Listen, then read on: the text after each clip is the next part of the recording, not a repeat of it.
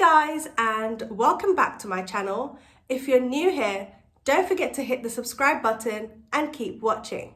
Firstly, I just want to wish everyone a Ramadan Mubarak to those who are participating this year.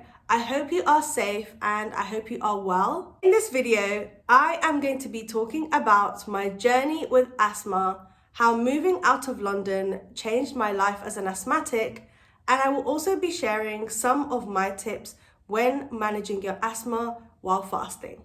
I grew up in London almost all my life, and I wasn't actually born with asthma. It's something I developed from a very young age. I would say around 8 or 9 years old was when I started experiencing the typical symptoms of asthma. And it wasn't until I was in secondary school, so around 12 years old, did I actually start getting medication for my asthma. So I was given some inhalers and I had to manage my asthma through medication. The common triggers for my asthma at the time were areas where there was a lot of dust, drastic changes in the weather, and exercise. Now, growing up, exercise being one of my triggers for my asthma, especially when I started going on medication, was actually very frustrating for me because I was a very sporty kid. I was competing, I was training, and it was really frustrating for me as a kid. But eventually I just got used to it and I just learned to adapt, and that was that. Now, the key difference looking back was that when I was at school, I wasn't really using the train as often and I wasn't traveling that much on public transport. A lot of places I could get to by walking, especially school, and I would either walk to school if I had time, or if I was running late, I would take the bus. I wasn't using trains up until I actually started working in the corporate world. I started working in central London, so I was very much in that inner city area, and this is where I started using the underground a lot more often because most of the places I was working were in the central London area. This time, my asthma was heavily triggered by stress. When I was getting really tight-chested, it was either when I was getting out of train stations or when I was traveling during rush hour times, and when I was extremely stressed out because of my work environments. That now became something that was really affecting my health. It was more than what I was going through when I was at school as a kid. Now it felt like, okay, my chest is really hurting.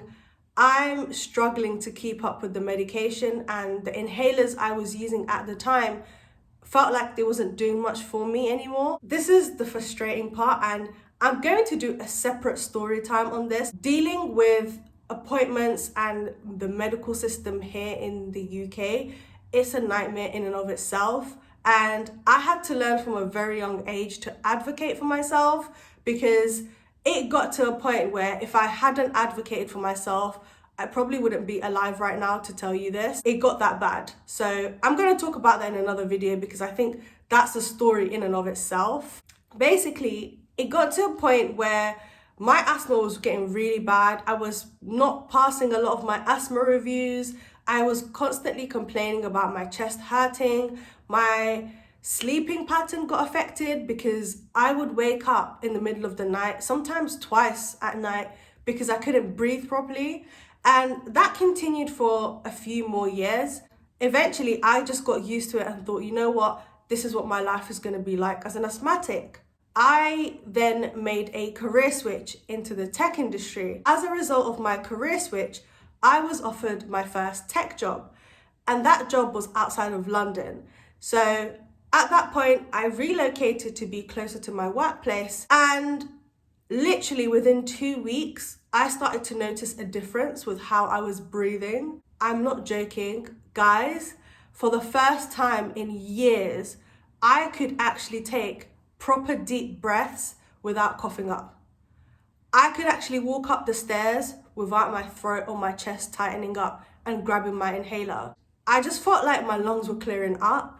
I genuinely felt like the air was so much more cleaner that it almost tasted good.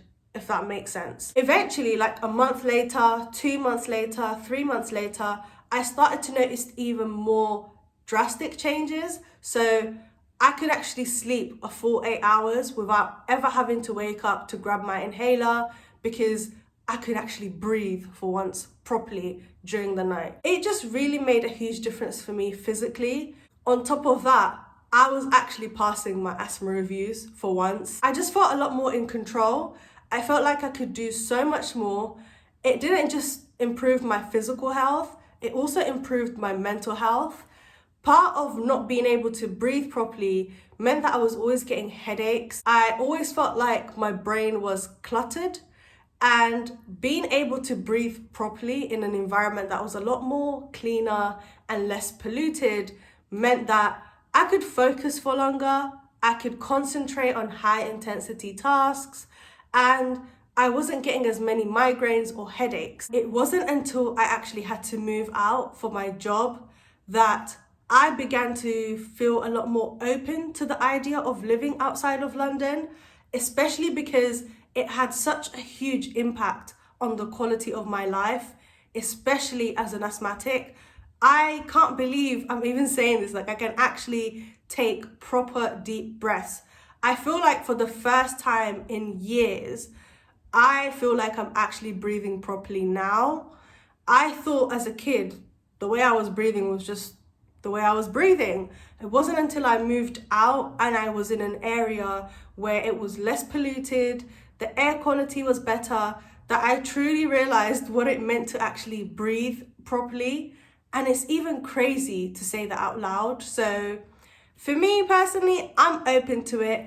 I know that there is a lot of hesitation, especially within the Black community and just ethnic minorities in general, because we tend to want to stick together. We tend to want to be in areas where it's multicultural. And that was one of the things that I loved about growing up in London, just being around different types of people, and it was a normal thing. And you sort of don't get that outside of London in the same way. And I think on top of that, the pandemic definitely changed my views on location, where I want to work. And I work in an industry that can facilitate remote working even before the pandemic kicked off. So I don't know, I'm just at the stage now where it's like, I want to prioritize my quality of life. I am not held bondage to London anymore, to be honest. I still miss it. I still love the hustle and bustle and the vibe. But honestly, if I had to choose between using transport for London and being able to breathe properly and live on the outskirts of London, I'm gonna go with the second option, especially because I'm not even using public transport as much anyway. And I really think more of us should take air pollution seriously, especially within the Black community. Ethnic minorities in general are widely affected by the quality of air. The more I read up about air pollution and how it affects children in London, the more I realize how heavily politicized it all is. And it's scary. I think it's something that I definitely want to campaign for, because it really does affect your well-being. In terms of tips for those who are fasting during Ramadan, first of all, I am of the opinion that using your inhaler while you are fasting does not break your fast. It's up to you what your stance is, but that is where I stand with that. When you are breaking your fast, avoid breaking your fast with really cold drinks. For some of us, really cold air or cold drinks or foods can trigger our asthma. It does for me, but I tend to avoid drinking too many cold drinks, or if I'm drinking water, I try to keep it at room temperature. Cut down on the processed foods. And lastly, really get into the habit of taking deep intentional breaths before you go to sleep and when you wake up. I try to get into that habit anyway, even outside of fasting, because sometimes as asthmatics, we don't actually realize how shallow our breathing actually is. And it's important to really practice that exercise of taking proper deep breaths in and out and making it a daily habit. So those are some of my tips. I did write a blog post with more tips about fasting with asthma, and I'm going to leave the link to that blog post in the description box below for you to read. Before I end the video, I want to talk about BuyMeACoffee.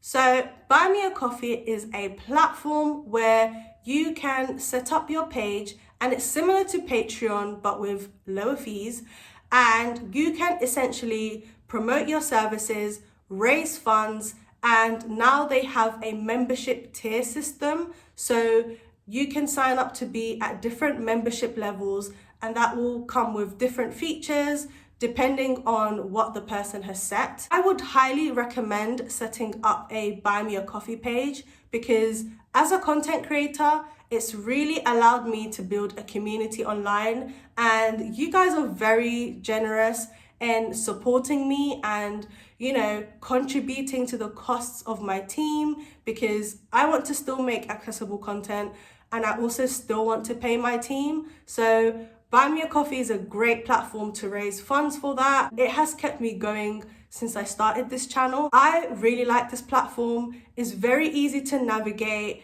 It's so easy to personalize, and it's just a great way for me to build a community and really be able to engage with my supporters who are helping me grow this channel and helping me support my team. So yeah, I'm going to leave a link in the description box below if you want to sign up. This is not a sponsored video. I just wanted to shout out BuyMeACoffee because it's helped me raise funds to continue to pay my team and continue to make accessible videos. So yeah, thank you guys so much for watching. As you can see, I am trying to make my content as accessible as I possibly can because I believe that accessibility should be a standard and not an afterthought. If you would like to support me in continuing to make accessible content, I do have a link to a BuyMeACoffee page where you can share it and give what you can. Thank you so much for watching, and I will see you in the next video. Bye.